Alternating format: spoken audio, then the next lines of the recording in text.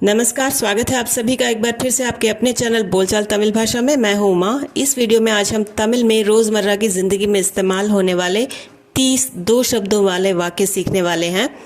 ये सारे वाक्य बोलचाल तमिल में ही होंगे और सारे के सारे वाक्य हम कम से कम रोज़ की ज़िंदगी में 2-3 बार तो यूज़ कर ही लेते हैं, इसलिए आपके लिए भी बहुत यूज़फुल रहने वाला है। जुड़े रहिए आखिर तक। चलिए वीडियो शुरू करते हैं। पहला वाक्य है काम करो। काम करो के लिए वेल सही, बस 2 ही शब्द, वेल सही। वेल का मतलब होता है काम, सही का मतलब करो। वैसे तो वेल ही होता है, पर बोलचाल में वेल, ल के बाद जो विसर्ग लगा है उस पर आप अ का साउंड लेंगे, वेल सही। या फिर वेल पन्न, सही की जगह पन्न भी यूज़ कर सकते हैं। काम करो के लिए वेल सही या फिर वेल पन्न, दोनों ही सही हैं। मुझे दो, आप कोई चीज़ मांग रहे हैं कि मुझे दो, उसके लिए आप कहेंगे यनक कोड। यनक कोड, ये यनक्कू नहीं है, यनक। ऊ की मात्रा ज़्यादा सुनाई नहीं देनी चाहिए। यनक कोड, मुझे दो यनक कोड। तुम लो, किसी को आप दे रहे हैं कुछ तो आप कहेंगे तुम लो हिंदी में, उसे तमिल में नी एडुत्को, लेने के लिए एडुत्को। तुम लो, नी, तुम के लिए नी, लो के लिए एडुत्को। तुम लो नी एडुत्को। कुछ कहो, ये दावद सोल। ये दावद का मतलब होता है कुछ, ये दावद। सोल कहो, ये दावद सोल, कुछ कहो। कि ये दावदू नहीं है, ना ही सोल्लू है, इसे आप कहेंगे ये दावद सोल। ऊ की मात्रा आखिर में जो है वो सुनाई नहीं देनी चाहिए। ये दावद सोल, बोलचाल में हम ऐसे ही कहेंगे, ये दावद सोल।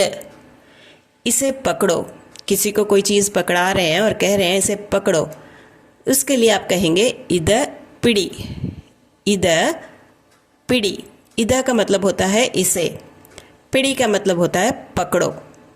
इसको पकड़ो, इदा पिड़ी, इदा पिड़ी। उसे फेंको, उसे फेंको के लिए कहेंगे अद वीस। अद, उसे, वीस का मतलब होता है फेंको। इसे के लिए हमने कहा इद, उसे के लिए हम कहेंगे अद। उसे फेंको अद वीस, वीस का मतलब फेंको, अद वीस, अद वीस। तेज चलो, वेगमा नड। वेगम का मतलब स्पीड होता है, वेगमा मतलब तेज, नडा का मतलब होता है चलो, पैदल चलने के लिए नडा कहते हैं। तेज चलो के लिए आप कहेंगे वेगमा नड, वेगमा नड। कोई चल रहा है तो आप उसे कह रहे हैं तेज चलो, उसके लिए कहेंगे वेगमा नड। और अगर आपको कहना हो धीरे चलो तो आप कहेंगे मेदुवा नडा। मेदुवा मतलब धीरे, नडा का मतलब पैदल चलना। धीरे चलो कहने के लिए आप कहेंगे मेदुवा नडा। यहाँ पे नडा का मतलब पैदल चलने के लिए ही हम यूज़ कर रहे हैं, गाड़ी चलाते वक्त धीरे चलो कहने के लिए यूज़ नहीं कर रहे हैं। पैदल चलने के लिए नडा, मेदुवा नडा। या फिर मेदुआ की जगह आप मेल्ला भी कह सकते हैं, मेल्ला नडा, मेदुआ नडा या मेल्ला नडा। यहाँ रुको, किसी को रुकने के लिए कह रहे हैं तो आप कह रहे हैं यहाँ रुको, उसके लिए तमिल में बोलेंगे इंग निल्ल। इंग मतलब यहाँ, निल्ल का मतलब होता है खड़ा होना, मतलब यहाँ खड़े हो जाओ, यहाँ रुक जाओ।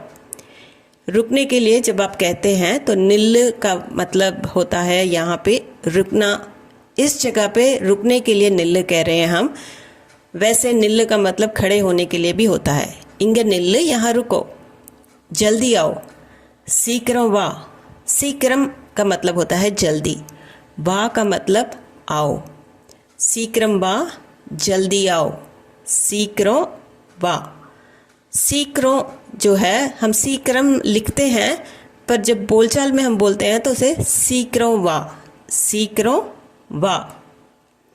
वहाँ मत जाओ, अंग पोगाद। अंग मतलब वहाँ, पो का मतलब जाना होता है।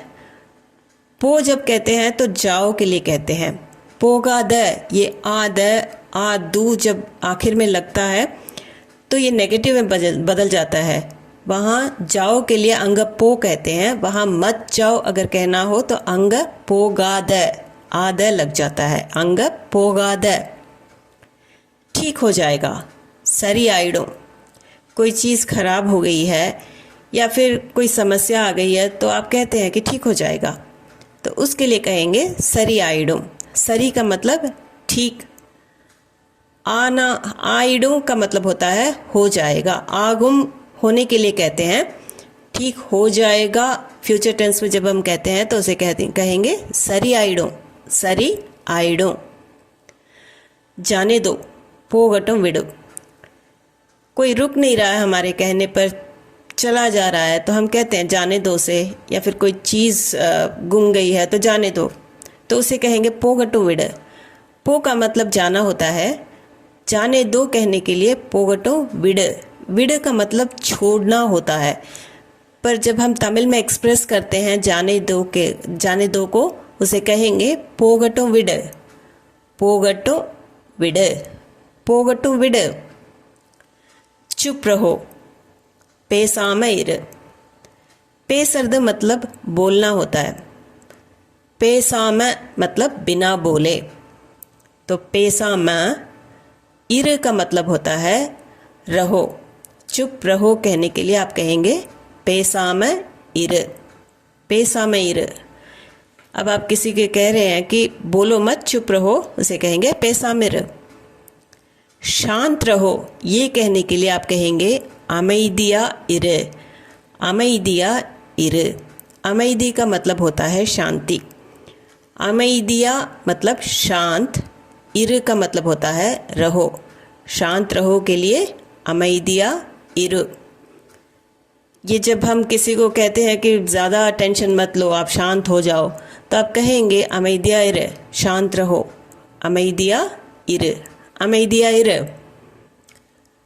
अब बोलो, अब आपने शांत रहने के लिए तो कह दिया, फिर कहेंगे कि अब बोलो, उसके लिए कहेंगे इप्प पेस।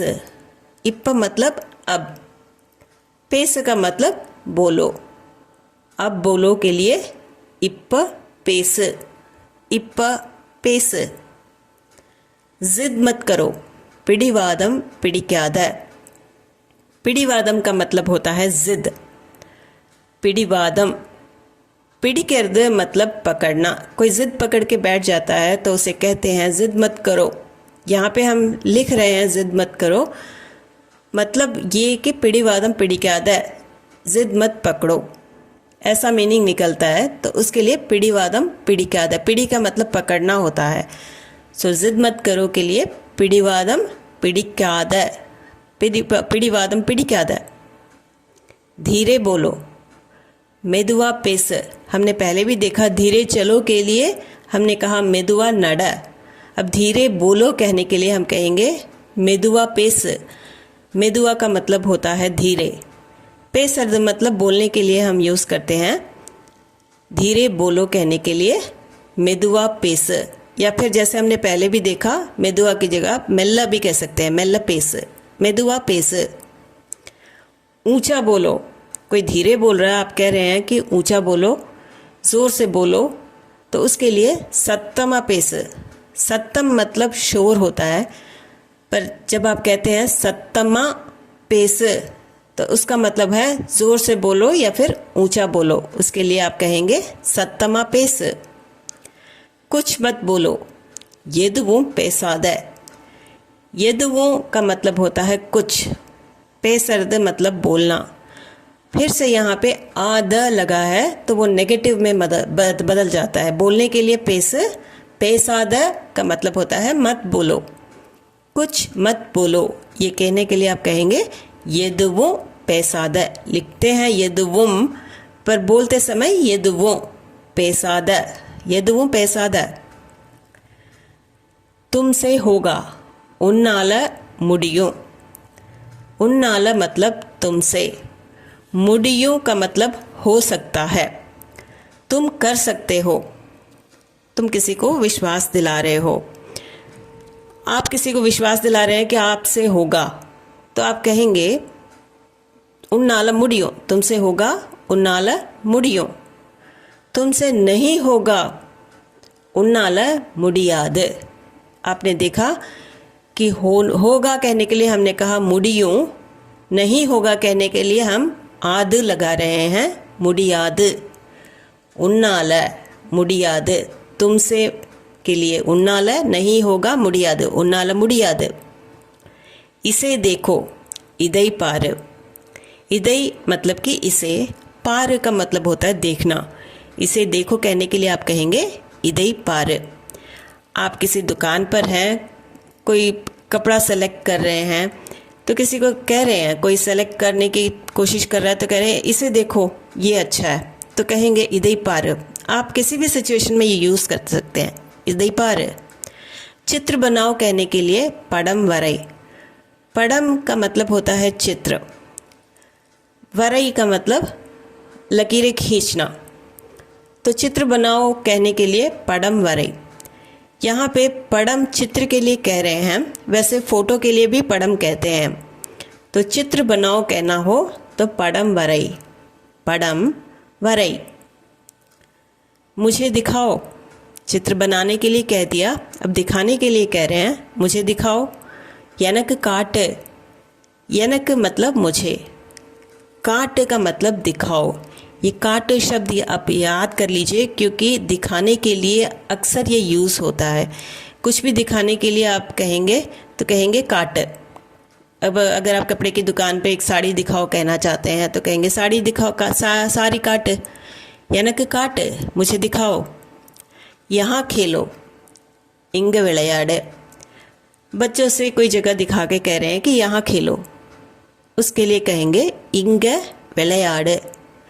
इंग मतलब यहाँ, विளையாடு खेलो, विளையாடுறது मतलब खेलना होता है।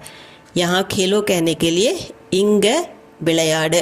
वैसे बोलचाल में विளையாடு विளையாடு भी कहते हैं, इंग विளையாடு, इंग विளையாடு। कोशिश करो, मुयर्ची सही।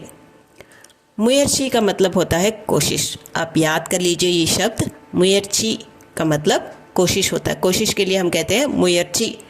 सही का मतलब होता है करो। हमने पहले भी देखा, करो के लिए हम सही यूज़ करते हैं। कोशिश करो, मुयर्ची सही।